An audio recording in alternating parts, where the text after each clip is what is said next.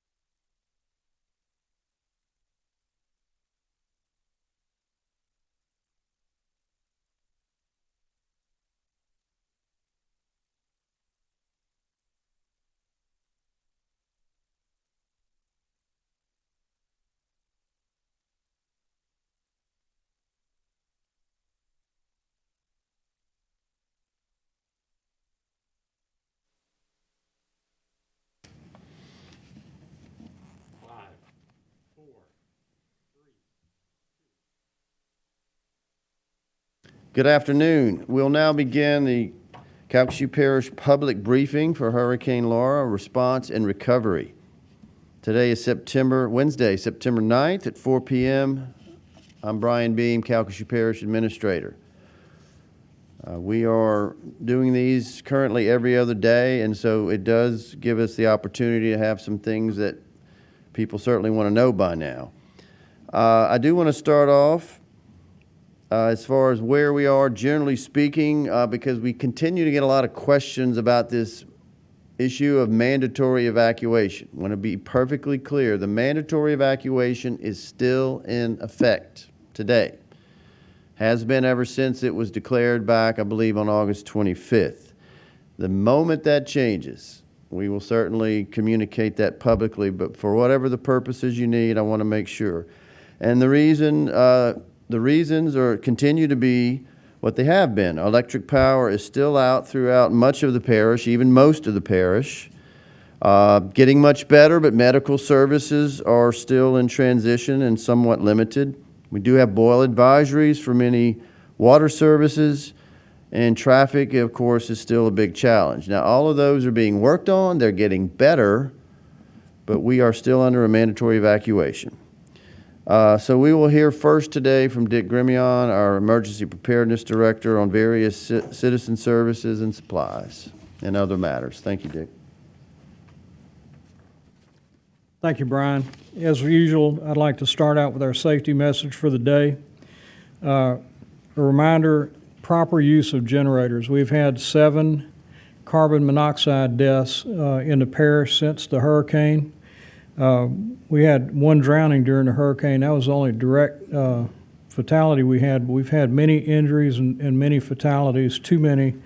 So if you're using a generator, make sure that you're up on how to operate it. They should not be operated under any enclosed space.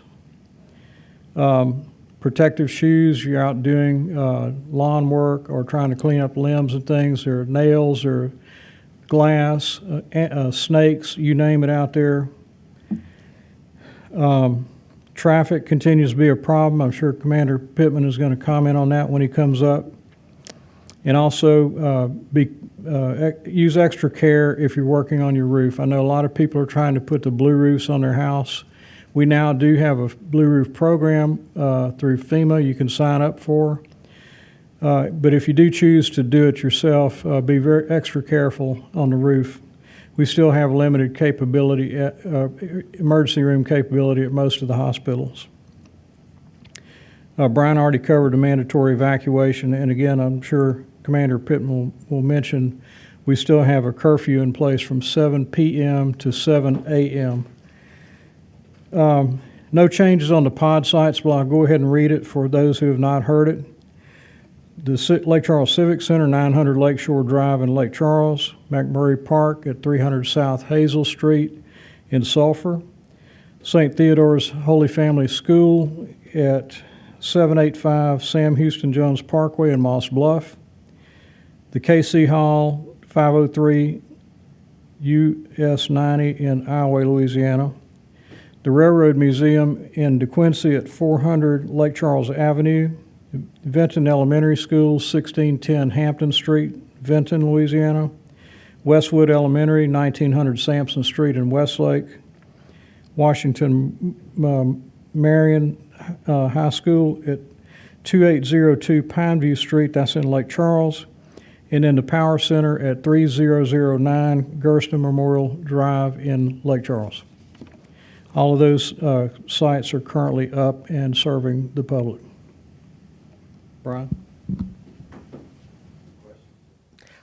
I was just going to ask if you could explain what services are available at those places you just listed. Right. At the pods, what you'll find is food, which is primarily MREs, water, ice, and tarps. And those will be the blue roof type tarps that you see. Additionally, and Red Cross may cover this, I think there are some hot food available at some of the pod sites, not all. Is that correct? And I'll let the Red Cross cover that when they come up. Any other questions?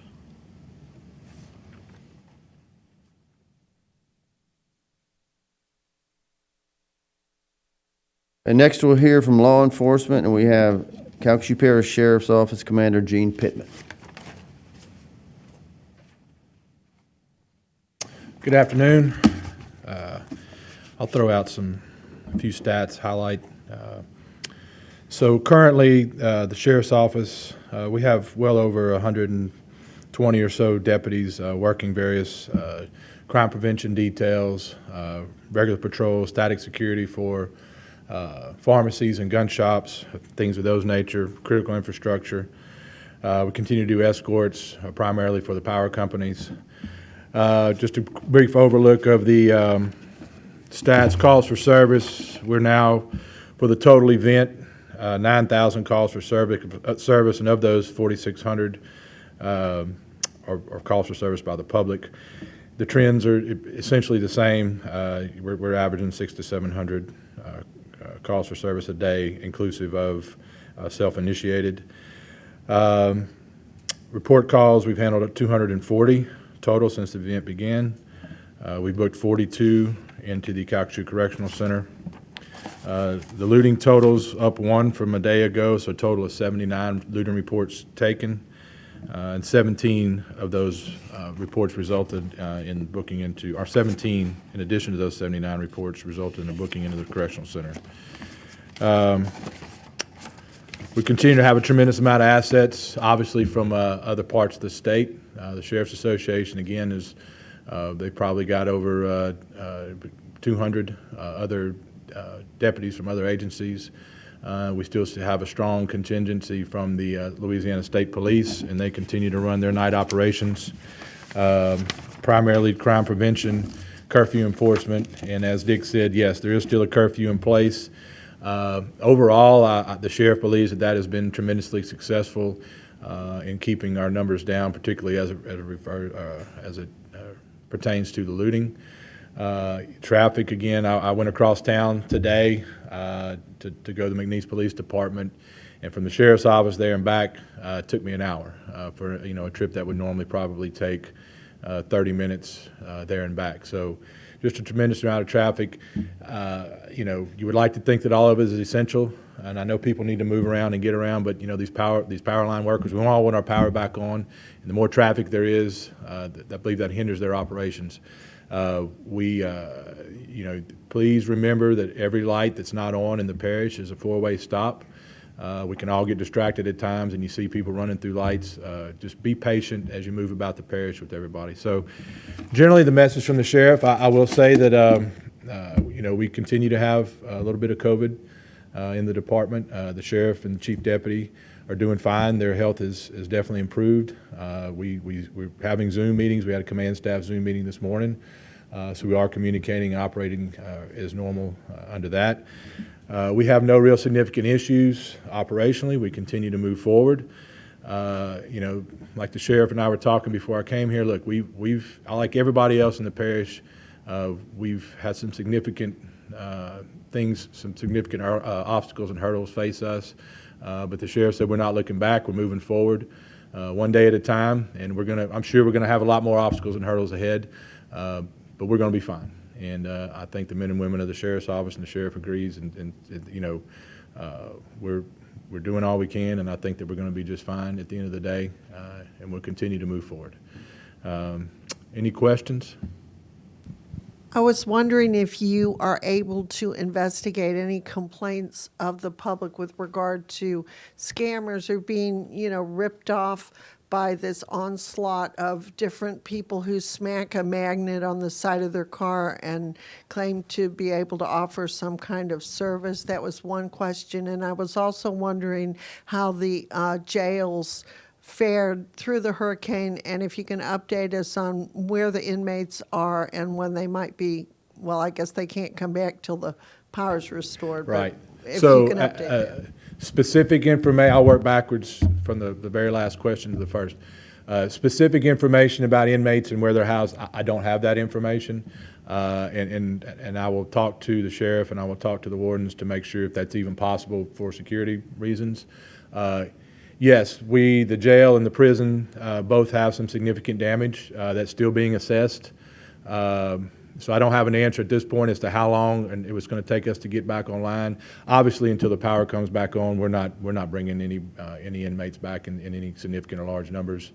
Obviously, we are taking arrests. I will say in the last 24-hour period, we booked in a total of 13 from all agencies. So 4 from CPSO, 8 from LCPD, and 1 from Westlake PD. On behalf, by the way, on behalf of Chief Caldwell, who could not be here today, he said they conducted 65 curfew stops last night within the city limits and had 1 arrest for drug, 1 for curfew, and 1 for warrants. So they're out there too. So that's, and the first question, scammers. No, I don't know of any significant number of reports as regards to that. Now, we have been referring, and I believe there's something online about the Attorney General's office and about price gouging and things of that nature. I don't know that we've had any significant reports of that, but we will investigate that with 100%. If they feel like they're being scammed, obviously there's going to be, the potential to be some contract fraud and things like that out there. Absolutely, we'll take all those reports. We're taking reports as we would on a normal day, and although we have a reduced number of detectives because some of those are out trying to prevent crime from happening right now, but we're going to investigate every single one of them. So, any other questions? Thank you.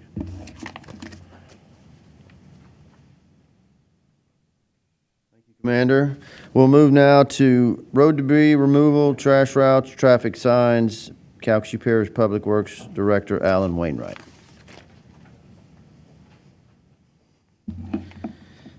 Thank you, Brian. So the debris removal continues. We're in about a third or fourth day officially of debris removal. To date, we've had 2,500, almost really 2,600 loads, large loads hauled out for a total of 120,000 cubic yards delivered to our debris sites. You're talking about unincorporated areas, so on those types of numbers. We're asking people to please sort your debris as we've asked all along.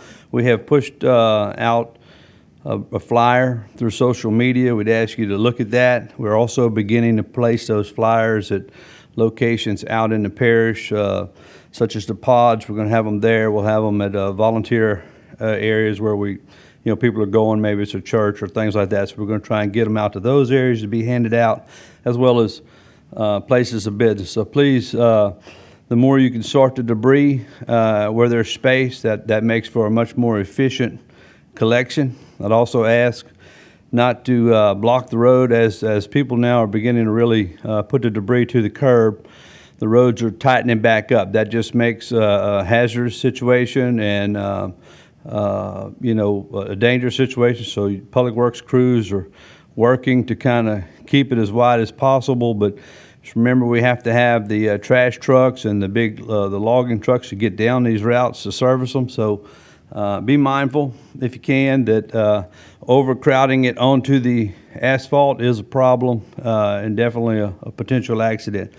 On the signs, we're would be considered basically complete with standing up all the stop signs. We are still, there's some out there, a few that we have missed, so we are asking if you have a stop sign that you need put up, been laid down or knocked over or just got missed, please contact our office at 721-3700. Also, I don't have a full report for the municipalities, but most of those municipalities are doing the same thing, working hard to get their stop signs up. And if there's one missing there, we'd encourage you to contact the municipalities on that.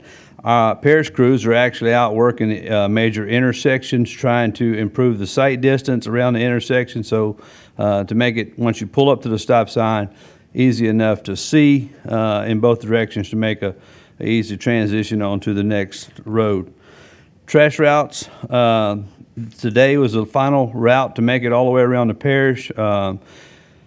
It's been successful all the way around, a few hiccups here and there, but for the most part, most of the cans have been serviced. We're very glad to get that report. We'll consider next week, more or less, starting tomorrow, really, sort of fairly normal trash route operations. We'll continue to tweak it if something comes up. So really, we'll kind of drop the trash route from this briefing, but I do want to continue to say that if you're missing a can, please call this number for, the replacement can for the Calcasieu Parish unincorporated services. For sure, if you're missing it in a municipality, you'll need to perhaps call them directly. But 337-436-7229 is the waste management hotline for cans. And we're encouraging everyone to take advantage of that if you've lost a can, so we can make sure we have your trash route up and running. I'm not sure, Brian, but on the water and sewer, everything's roughly the same. We're really, everyone's in a holding pattern until electricity comes on really well. And at that point, we'll be able to get most of the systems out of the boil water condition. Sewer systems are doing well as well. We do have in the Mallard Junction sewer system, which is sort of a special design when we'd ask people to conserve water there, because each house has to have electricity for that system to run correctly. So asking to conserve water in those districts, beyond that, everything is operational at this point. Thank you, Brian. Any questions? I just wanted to clarify, did you say conserve water just in the Mallard Junction district? Yes, ma'am, at this time, just the design of that system, each home has to have an individual pump for it to flow the system. So without electricity, it's impossible to run those. So if people can conserve water in that district as they use it, use what they need, but conserve it, it'll help that system. We're having to pump it dry essentially every night manually, and that's a tremendous load. So just asking to conserve water in that district. Also, are you having any success getting new construction, demolition, debris sites permitted by DEQ? And if you're not, how concerned are you that a lack of dump space is going to drive the price up? So for the parish contract, the contracts, the municipal contracts, they have adequate spacing for those contracts. The existing C&D landfills were here or adequate to provide that. So the contracts that we're talking about in this effort have adequate final destinations for the C&D. Now, whether there's some other needs out there for other things, I'm not sure of, or not in a position to comment on. But the parish contracts in the municipalities, those sites are all stood up and working.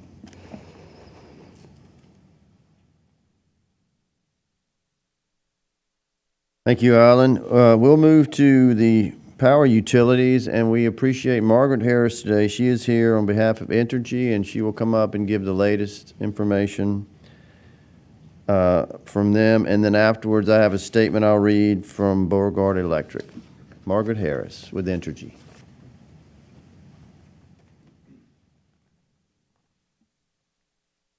Thank you for the opportunity to update you today.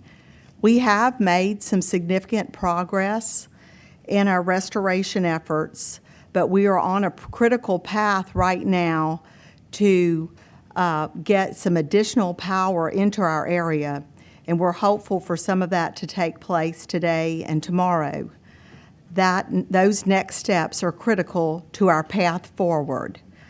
So I know you've probably read and heard some of the damages. Just to give you a perspective, I'd like to say that we have so many partners in this, and with the mutual assistance and the support of so many other utilities, we have 13,800 resources working toward the restoration efforts, and those are in this area.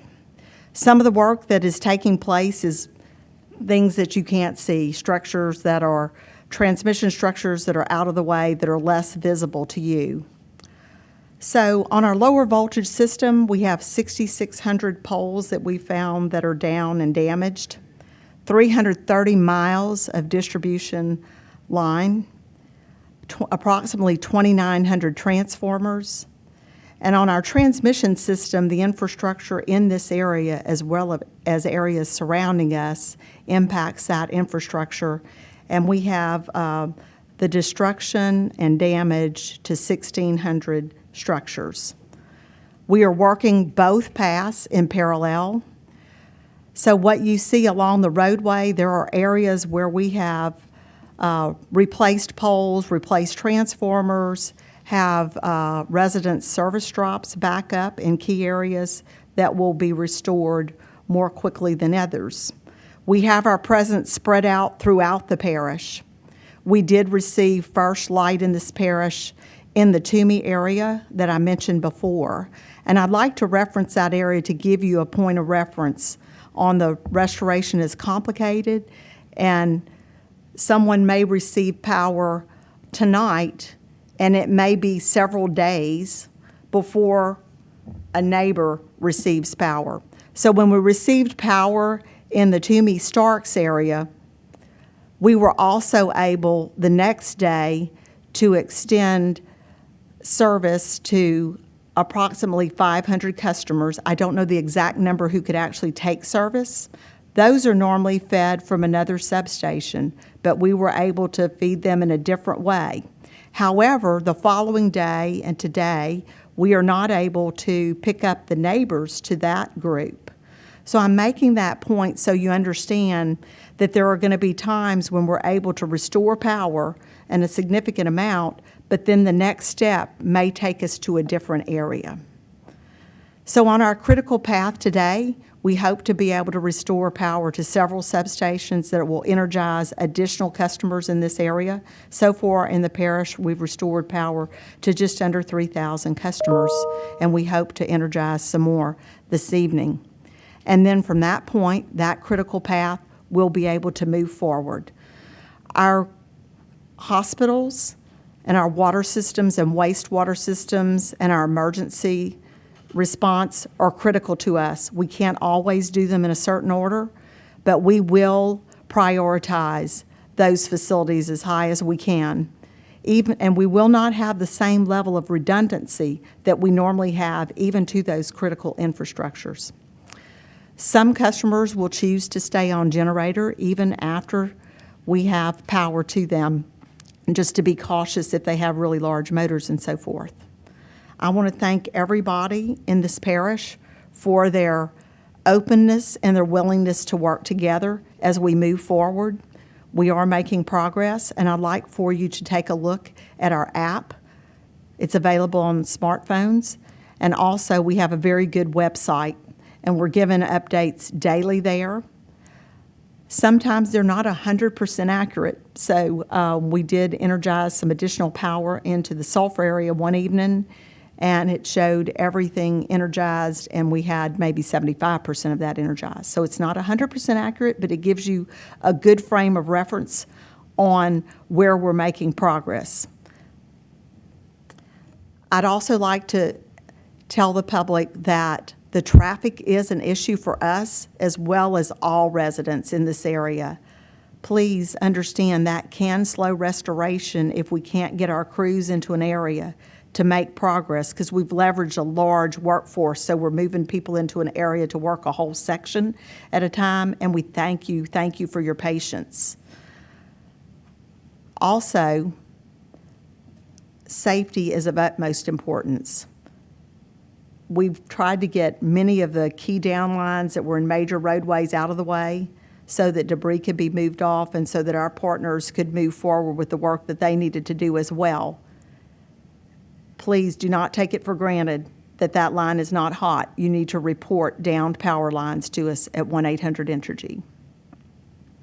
So our number one goal is to restore power to this area so life can return to normal, and to do it safely. And we will not sacrifice safety for speed. And I know all our partners are in that together. So I ask for your patience.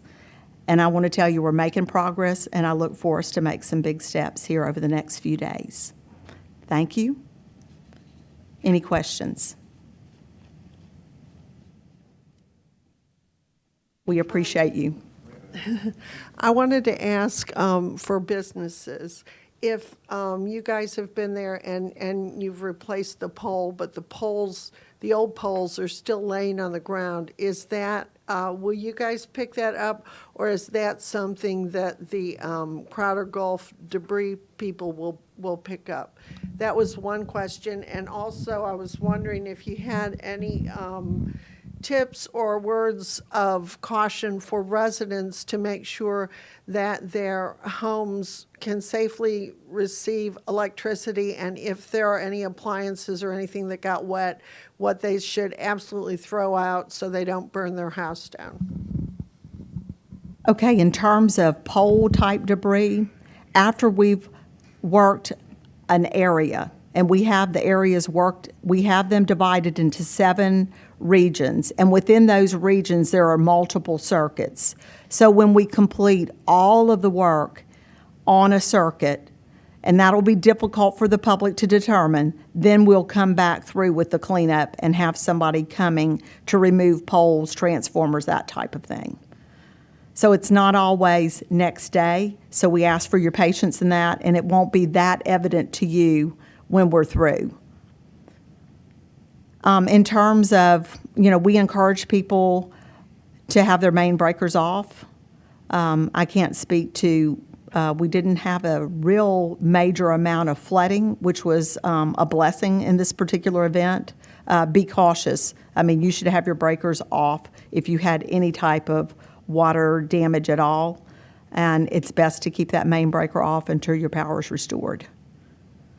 I'd like to refer you to our website for generator safety information. We have a tremendous number of generators running in this area. We've had the state fire marshal cover that. We've had multiple partners cover that information.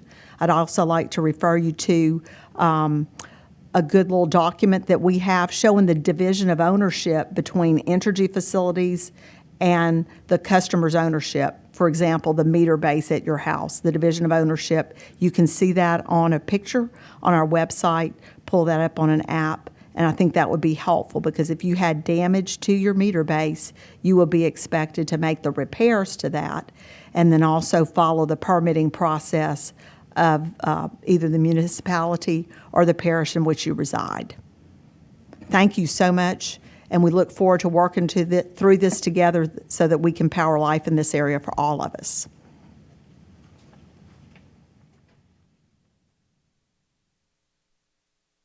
Appreciate you being here, Margaret, and some good news. I'm going to read a statement now from Beauregard Electric. Kay Fox just hit some high points from their report. They have restored power to 11,200 meters. They have 13 of 22 substations energized and 41 of 63 distribution lines energized.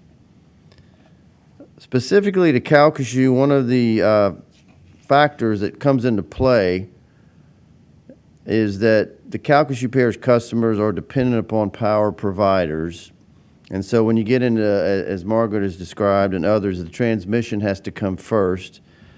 They are likely to have a lot of the distribution set up, but because of the transmission providers, they are having to wait on those, and that's for understandable reasons. So we've been asked, a few folks maybe in Beauregard have gotten power, but not Calculu. That has a lot to do with it.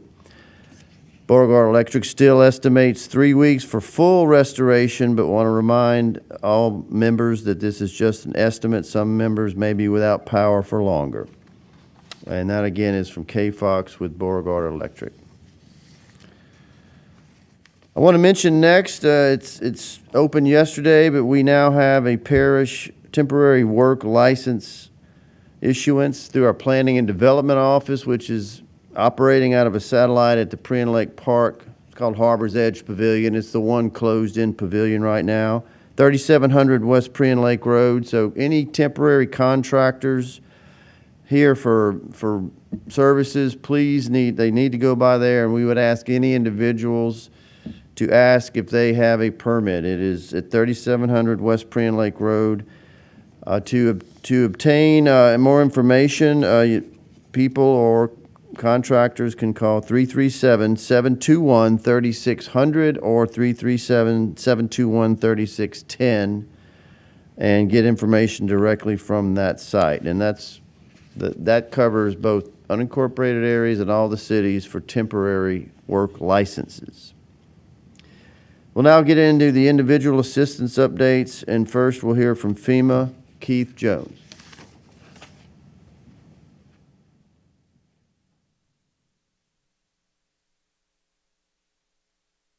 Hey, Brian.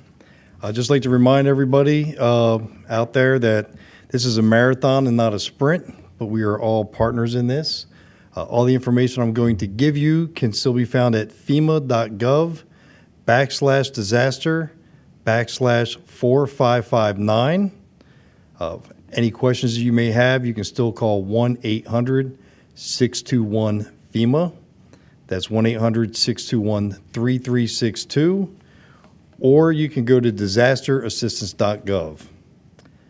Just some updated numbers here in Calculu Parish. In the last 2 days, we've had 2,841 registrations for a total of 74,934 registrations.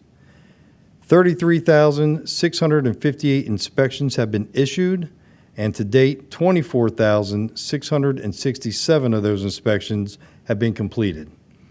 Total housing assistance amount provided by FEMA and grants is $33.5 million.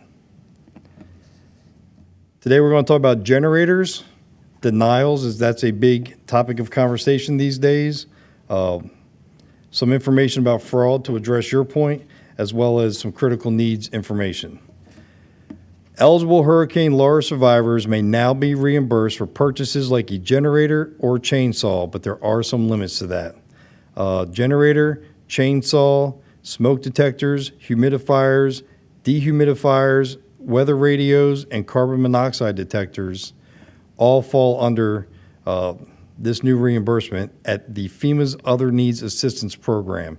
If you've already registered and you've been eligible, you can go back into that site at disasterassistance.gov and look under the Other Needs Assistance Program, and you'll get more information for the limits and what the eligible items are. I said last time that denials are done by mail. Now people are starting to receive some of their letters from FEMA if they've been denied.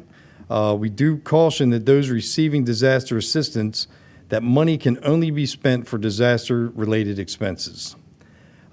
There's a bunch of reasons that people could have been denied, and there's some times that you have been denied that you can go back and fix the information provided so that you can go ahead and get claimed for that. The FEMA letters provides to survivors for Hurricane Laura detailed the approved use for grants. Approved use for grants are the repairs to make a home habitable, rental assistance for temporary housing, repair or replacement of a disaster-damaged essential vehicle, clothing, occupational tools, and educational materials that were destroyed by the disaster, or any moving and storage expenses related to the disaster. There's a 4-page fact sheet that talks about reasons why you may have been found ineligible by FEMA. I'm just going to cover some of the highlights. We've put this on our 4559 page at FEMA.gov, as well as I've given it to the Calculu Parish Police Jury Facebook page. But just some information, FEMA cannot pay for damage that is already covered by insurance. All the costs are meant to return your home to a safe, sanitary, and functional ability. This means your home is habitable. Damage to non-essential space or property is not under FEMA programs. So what that means is your kitchens, bathrooms, living rooms, bedrooms, those are all essential spaces. A sunroom, landscaping, things outside of a garage do not fall under the essential categories for FEMA. Damage to your home must have been caused by Hurricane Laura and have occurred at your primary residence. So please, when you get these letters, make sure to read your letter carefully, because the letter itself will specify why you're ineligible. If you haven't received a letter yet and you think you went online, you just may not have provided all the information that's necessary. So some common reasons for ineligibility: if you're getting those letters, you're insured and your insurance company is taking care of it. Your insurance company has denied your claim.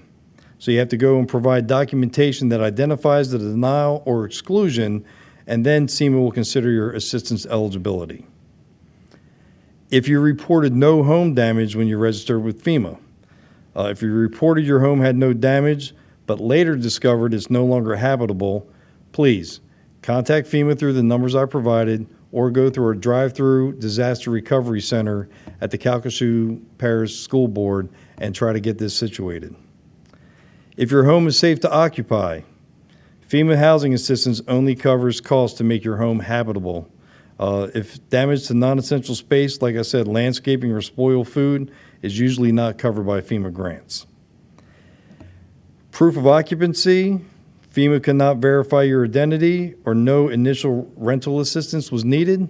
If those have changed or you have those documents, like I said, please contact FEMA, or go to the drive-through DRC out at the school board. Just want to remind everybody who receives a letter has the right to appeal, and you can upload your letter and find the information on how to appeal at disasterassistance.gov. Also, this is very important, I think, for the people out there to know here in Calculu Parish. Disaster grants should not be used for travel, entertainment, regular living expenses, or any discretionary expenses not related to the disaster. Survivors should keep receipts for 3 years to show how they spent the FEMA grants. If grant money is not used as outlined in the letter, you may have to repay FEMA and you could lose eligibility for further federal assistance that could become available later for your Hurricane Laura recovery. So please, we're trying to help people, but it's taxpayer money. Keep your receipts, keep detailed documents, and only spend that money for things that were damaged by the storm. Fraud goes both ways. So we were talking about watching out for imposters, and it's a double-edged sword. I would love to sit here and tell you all exactly what a official FEMA badge looks like, but then that just helps out the con man. So watch out for imposters posing as official disaster aid workers or home repair contractors. If you're saying that people are throwing magnets on their side, I know our team doesn't have any, so you can watch out for that. They should have a badge and be wearing proper FEMA attire, but not all of us have the attire because laundry, things like that. You only have so many shirts. So we do have FEMA badges. If your spidey senses start to tingle or you just have good instincts that something's not right, please call our disaster fraud hotline at 866-720-5721. That's 866-720-5721. And complaints may also be made by contacting local law enforcement, but we will look into that information and get that information back to the person. Nobody should be asking survivors for money or for any payments up front, because we are trying to determine eligibility for them to get aid, not the other way around. And lastly, the question was brought up, critical needs. The request for the $500 critical needs assessment is pretty simple. There's 2 criteria. The reasons are detailed on our web pages. But first, a survivor must be found eligible for FEMA assistance and their home has been found uninhabitable. So if their home is found uninhabitable and the homeowner or renter is required to move to temporary housing where repairs are being made, then they are qualified to get this extra $500 critical needs assessment to pay for things like moving expenses, food, gas, anything that's required for moving out of your house until your homes are made repairable. That is all I have today. Are there any questions? Because there was so much damage and the damage is so widespread, is FEMA doing anything to help to provide for temporary housing for people whose, homes are still not going to be ready to move into, once their insurance is done?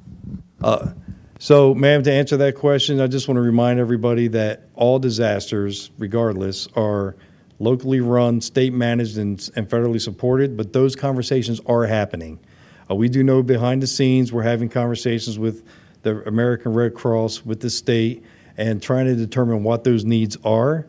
And once we determine that, we will definitely be putting that out at one of these and giving them to the local public information officers to make sure that information is available. But there's nothing at this time that I can announce. Just to let you know, we know it's an issue and we're working on it. Anything else? Thank you very much. Thanks, Brian.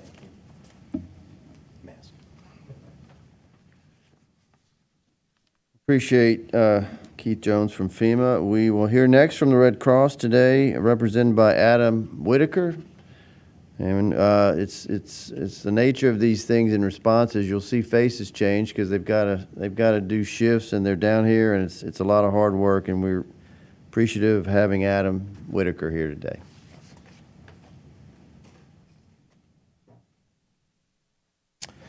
Thank you, Brian. Thank you, everyone. And just a further point of clarification, Ed Bush, who would typically be here, is a local. He's a local Red Cross executive, and he continues to be on the job. He just needs a day off every once in a while, so we give him a little break. Most of the report for Red Cross activity is largely unchanged, but in case there are is anyone new to the audience here today or viewing, we want to make sure that a few highlights are touched on so that awareness is maximized, of course. There are 2 kitchen sites that we've been able to use here in Calcasieu County. Parish, excuse me, I'm from Utah, so forgive the language mix up there. I am aware, we're in parishes. Those are at Trinity Baptist here in Lake Charles, and also at First Baptist. Now, those are preparation sites. Important to note because they're not distribution sites. There are 11 other delivery and distribution sites, and meals are being provided at lunch, which specifically is at noon, and then at 5 p.m. for the dinner hour. And it's at that. The question was noted before, I think by Dick. It's the evening meal, the 5 p.m. meal that is the hot meal. For information on those specific locations, particularly as they can, as time goes on, change, we invite people to visit redcross.org to see that information presented online, or by calling 1-800-RED-CROSS, where they can speak with a person and get real-time information on those specific locations throughout the parish.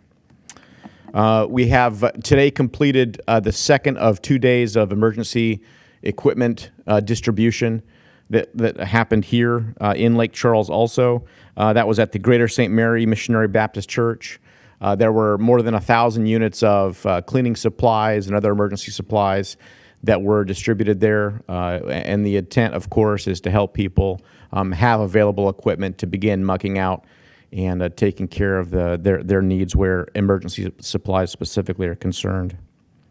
Want to make all of the agencies that are participating aware, particularly from the municipalities and from the parishes, and here in Calcasieu Parish certainly, that as there are needs for additional supply drops where those emergency supplies are concerned, arrangements can be made, and we can identify a particular place where there's greater than average need and hotshot, as it were, a group there to make sure that there's ample distribution of those supplies for neighborhoods in need.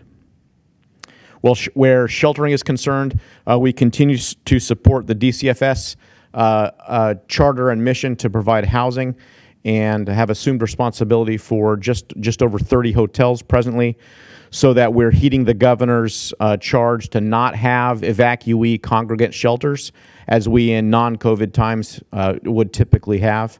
And so we continue to assist people in being in hotels and making sure that there's ample time where we're looking forward into the coming days and weeks are concerned, so that they have a place to rest safely, and that as a partial response to the question that was given to Fema just a few minutes ago, looking in the near term to make sure that people have a place to stay. Damage assessment also continues. We do that, of course, also in support of the broader Fema effort, and push all of the data that we compile to them for broader aggregation to inform local governments and also the federal government, of course. Want to offer a note about the volunteer workforce on the ground here in Southwest Louisiana, a part of which are working also in East Texas, because we occupy hotels there also, where many folks from this county and other counties are residing presently, albeit temporarily. There are about 900 volunteers on the ground presently from across the United States. Many of them, by the way, are locals.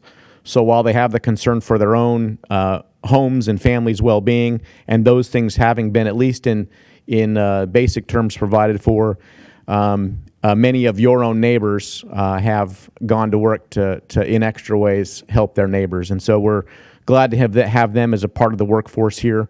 And also glad to be able to have folks from all over the country come and be a part of the broader interagency efforts to take care of folks in this area. That's all that I have for the report today. Are there any questions? Very good. Thank you.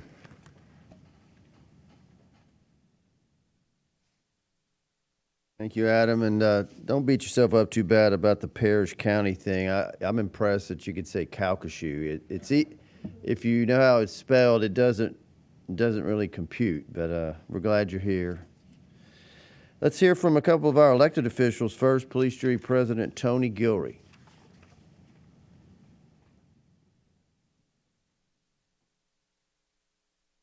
Thank you, Brian. There's a lot of people that are helping people out there, and I just want to go over a couple of things, and I know the mayor has some also. Operation Blessings, which is at Christian World Church, and they're helping people put their roofs on, take personal belonging out the house, debris removal, chainsaw work. And you can go to Christian World Church from Monday through Saturday at 9:30 to 4:30. Or else you can call 1-800-730-2537. Also want to thank United Way for everything they're doing and all the food and supplies they're offering. Friday, they're going to be at Iowa High School with food and supplies from 12 to 2. And Saturday at the Knights of Peter Claver Hall on Appaloosa Street, they're going to have hot meals at 11. Sunday, First Pentecostal Church is going to be with United Way on the Bunker Road and Highway 90 from 12 to 2. And I just want to remind everybody to please mask up. Please mask up. Stay safe and watch all intersections. Please pay attention to your intersections. And may God bless be with us all. Thank you, Brian. Thank you, Tony.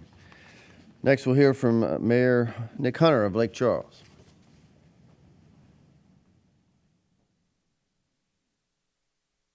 Thank you, Brian. Good evening, everyone. Continued progress, and it truly is a day-by-day event that we're going through. And I kind of use the analogy that these last couple weeks we've been in the trenches and we've really been in the middle of a battle. And we're still in the middle of a battle for sure, but I feel like we're able to pick our heads up just a little bit from the trenches and focus on the entire war right now. And this truly is a long road ahead of us, but we are in it for the long haul, and our partners are in it for the long haul as well. There are so many organizations that are helping people right now. I could spend an hour just listing every organization that's in town, and thank you to all of them. Please know that we continue not only with our Facebook page and through social media efforts, but the city actually prints flyers. We print about 2,500 flyers every couple days, and we are literally passing these out within the neighborhoods. And a lot of those services are listed. I met today with one particular group called Samaritan's Purse, and they are doing amazing work.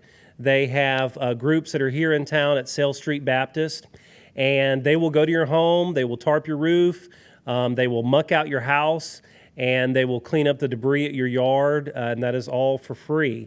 They're a great, well-run organization, and they actually had to establish a couple new numbers because they were inundated with the amount of calls that they were receiving for help.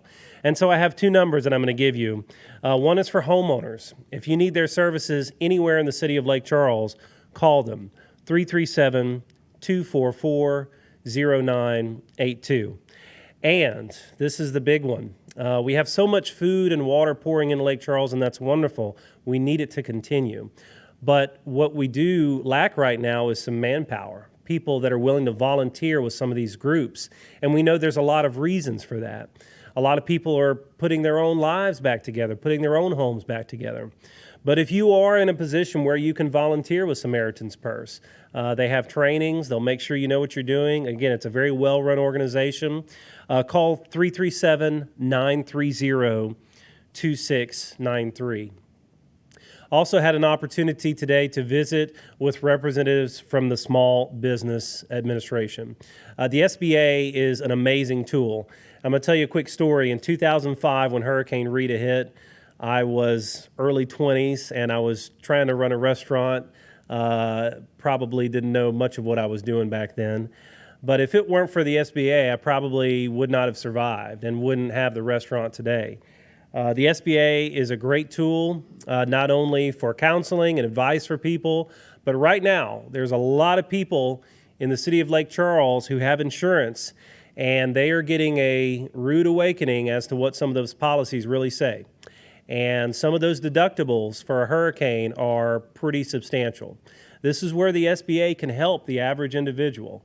It's not a grant, it is a loan, But when you look at some of these interest rates and you look at the long-term payoffs, these are some things that we need to take advantage of here locally.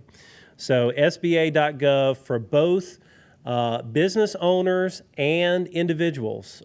Please do not forget, even though it says small business, just the average homeowner can take advantage of what the SBA offers. They do absolutely suggest that you register with Fema first, and then you apply for any SBA loans.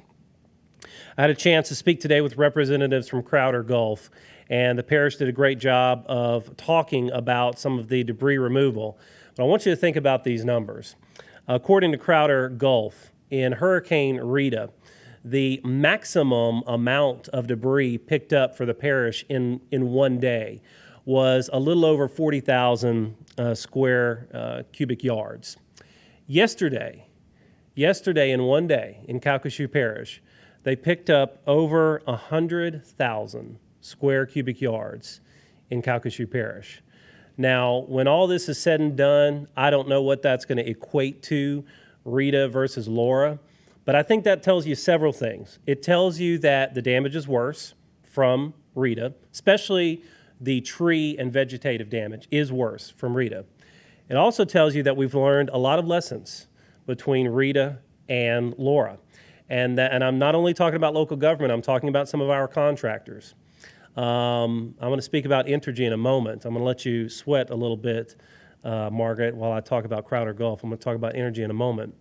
But Crowder Gulf told me on the phone the lessons that they have learned over the last 15 years. And the way that they mobilize today before a storm even hits is so different than it was 15 years ago. And so again, Hurricane Rita, the maximum in one day was a little over 40,000. Just yesterday in Calculu Parish, over 100,000 cubic yards of debris. Okay, my staff and I thought long and hard about this one, but we're ready to pull the trigger on this one. The mayor's action line is operational. So I hope my staff is not going to be upset with me over the next few days. But it has been a couple weeks. We do believe it's time for us to start accepting phone calls for a variety of issues. As a reminder, we have accepted phone calls limited to hurricane, but we are now opening up the mayor's action line for any citizens that want to reach out and actually talk to a warm body at City Hall. And that number is 491-1346, Monday through Friday, 8 a.m. to 5 p.m. There have been so many local organizations doing such good work that all deserve support. Again, if I was up here and talking about all of them, I would be up here for 2 hours. But the United Way and the Community Foundation have funds set up specifically for Hurricane Laura. They have so many agency partners that if there's a need in the community, they can act swiftly. And I hate to be that guy, but if we're going to be very blunt and honest right now, one of the most nimble resources is money. And it may be food or water we need today. It may be housing we need a week from now. It may be help with small businesses a month from now. And so I say that because I want locals and I want the rest of the country to know that that resource is very needed right now. And the ability to move that resource around will be needed over time. And I'm going to give you a couple examples. United Way recently was in contact with a local group that was serving hot meals, and they were running out of food. Originally, over the first few days, they had food donated to them from a lot of restaurants, and this particular group had 2 locations, one in North Lake Charles and one in South Lake Charles, and they were running out of food. The volunteers started pulling money out of their pockets, and then they ran out of money. United Way was able to fund those individuals so that they could continue that mission. And so there's still a lot of those hot meals happening at those locations, both in North Lake Charles and South Lake Charles, because of United Way. The Community Foundation recently made a grant to, I believe it was the Baton Rouge area or Acadiana United Way. And that was for hotel rooms for evacuees. So again, it just shows that the need changes sometimes, and these organizations like United Way and the Community Foundation are able to move those resources where they need them. FoundationSWLA.org is for the Community Foundation, and United Way SWLA.org is for the United Way. And lastly, it's all on our minds. The elephant in the room is power and electricity. If you would have told me 2 weeks ago, when I stepped out of my house and walked from my house to downtown and looked around me and saw what this city looked like, if you would have told me 2 weeks ago that we would be sitting here today talking about power in Lake Charles over the next several days, I would have said there's no way. There's no way it's humanly possible. Entergy has moved mountains. Entergy and the contractors and the thousands of linemen that they have brought into this community have moved mountains. I think government can take a page out of Entergy's book sometimes. But I want to reinforce that over the next few days, as we do start to see power turn on in some of these pockets, it's going to be sporadic as to where it goes. Margaret has done a great job of explaining some of those vital services that they focus on. But I'm asking people, I know that this is a crazy statement, but I'm asking people to be patient and understand that for us to even be where we are today is almost miraculous. And so there is absolutely going to be a case where someone has power and then across the street, that neighbor doesn't have power. There's absolutely going to be a case where one neighborhood has power and then a neighborhood across the street doesn't have power. I guarantee you that Entergy is working as hard as they can, as fast as they can. They have been communicative with us. They understand Lake Charles, they understand Calculu Parish, and they are working their tails off just as our city employees are, just as our law enforcement is. But I've just got to talk for a moment about Entergy and those employees. They are working their tails off to get us back online. And I truly believe they're doing all they can right now. Thank you if there's any questions. All right, thank y'all.